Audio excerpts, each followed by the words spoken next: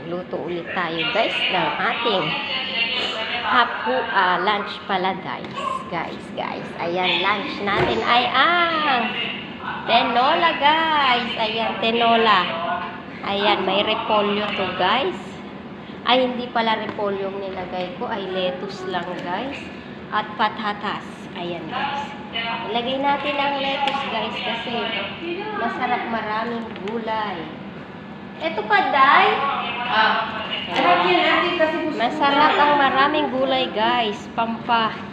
Pampalakas sa ating resistensya sa maghapong trabaho. Ayan guys. So, kasama ko, kami kakain na ng tanghalian. Tinola. Ayan. Tinola pero lettuce at saka patatas. Ayan. With sili. Pampagana po ang sili. Ayan. Thank you for watching.